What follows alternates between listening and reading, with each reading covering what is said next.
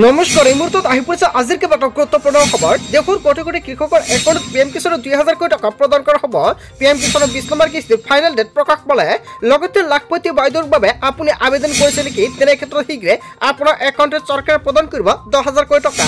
অসমৰ মুখ্যমন্ত্ৰী হিমন্ত বিশ্ব শৰ্মাই কেইবাটাও গুৰুত্বপূৰ্ণ মন্তব্য কৰিছে সংবাদমেলযোগে। কেৱল এয়াই নহয়, লাখ লাখ মহিলাই লাভ কৰিব নতুনকৈ অৰুণোদয় আঁচনি। যদি আপুনি অৰুণোদয় 3.0ত আবেদন কৰিছে, তেনে ক্ষেত্ৰত আপোনাৰ বাবে ভাল খবৰ দিলে অসমৰ মুখ্যমন্ত্ৰী হিমন্ত বিশ্ব শৰ্মাই নতুন আৰু পুৰণি সকলো হিতাধিকাৰীৰ নতুনকৈ কৰিব লাগিব ৰিএপ্লাই, অন্যথা আপোনাৰ একাউণ্টত 1250 টকাকৈ আপুনি নাপাব। ৰেচন কাৰ্ড থাকিলে জনতাৰ বাবে ভাল খবৰ। লগতে কেইবাটাও ৰাজনৈতিক খবৰৰ লগতে অৰাজনৈতিক খবৰ যুগুত কৰা হৈছে আজিৰ দিনটোত। গোটেই অসম তথা ভাৰতৰ বিভিন্ন প্ৰান্তৰ পৰা যুগুত হৈছে কেইবাটাও ডাঙৰ খবৰ। এনেবোৰ খবৰ নিতৌ পাই থাকিবলৈ চেনেলটি ছাবস্ক্ৰাইব কৰি ভিডিঅ'টো এটা লাইক কৰিবলৈ নাপাহৰিব।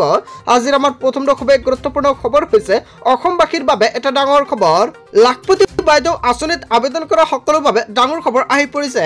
2 দিনৰ ভিতৰতে আত্মীয় গোটৰ প্ৰতিগৰাকী সদস্যৰ একাউণ্টত সোমাব ধনৰাশি।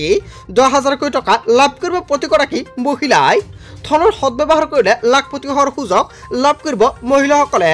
নিৰ্বাচনী প্ৰচাৰৰ মাজতে অসমৰ মুখ্যমন্ত্ৰী হিমন্ত বিশ্ব শৰ্মাই ডাঙৰ মন্তব্য কৰিছে। অৱশেষত লাখ লাখ মহিলাৰ বাবে ভাল খবৰ আহি পৰিছে। যদি আপুনি আত্মীয় গোটৰ এজন সদস্য, তেনে ক্ষেত্ৰত চৰকাৰে আপোনাৰ বাবে নতুন তালিকা প্ৰকাশ কৰিছে আৰু অতি শীঘ্ৰে তালিকা চেক কৰক আপোনাৰ নাম আছে নে নাই। পঞ্চায়ত বা ব্লকত গৈ আপুনি তালিকা চেক কৰিব পাৰিব আৰু 1 আগষ্টৰ পৰা প্ৰতিগৰাকী মহিলা একাউণ্টত সোমাই দিয়া হ'ব 10,000 কোটি টকা। মুখ্যমন্ত্ৰী হিমন্ত বিশ্ব শৰ্মাই সংবাদমেলযোগে কেইবাটাও গুৰুত্বপূৰ্ণ মন্তব্য কৰিছে। তাৰপিছত অসমবাসীৰ ৰাজত্ব লৈ চমৰ পৰৱৰ্তী খুবেই গুৰুত্বপূৰ্ণ খবৰ, লগতে ডাঙৰ খবৰ। ৰেচন কাৰ্ডৰ অৰুণোদয়ক লৈ কেইবাটাও গুৰুত্বপূৰ্ণ খবৰ আহি পৰিছে।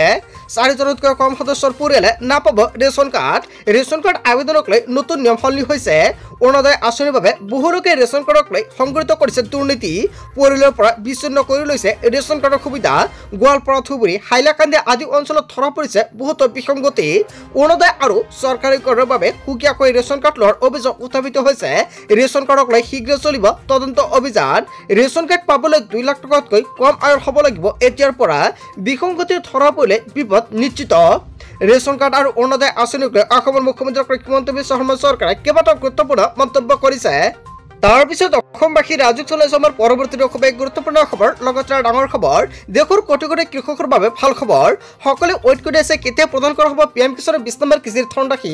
অৱশেষত কেন্দ্ৰ চৰকাৰৰ ফালৰ পৰা ফাইনেল ডেট প্ৰকাশ কৰিলে। কেন্দ্ৰই কৃষকৰ বাবে মুকলি কৰিলে ধনৰাশি।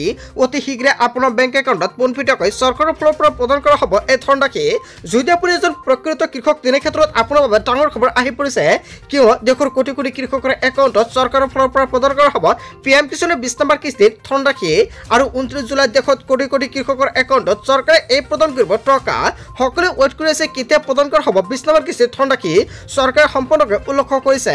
আৰু 29 জুলাইত লাখ লাখ কৃষকৰ একাউণ্টত চৰকাৰে প্ৰদান কৰিব পিএম কিষাণৰ 20 নম্বৰ কিস্তিৰ 2,000 কোটি টকা। সকলোৱে ৱেইট কৰি আছে আৰু অৱশেষত ভাল খবৰ আহি পৰিছে। বন্ধু-বান্ধৱীসকল, গোটেই অসম তথা ভাৰতৰ বিভিন্ন প্ৰান্তৰ পৰা যুগুত হৈছে কেইবাটাও ডাঙৰ খবৰ। এনেবোৰ খবৰ নিতৌ পাই থাকিবলৈ চেনেলটি ছাবস্ক্ৰাইব কৰি ভিডিঅ'টো এটা লাইক কৰিবলৈ নাপাহৰিব। So thank you for watching full video.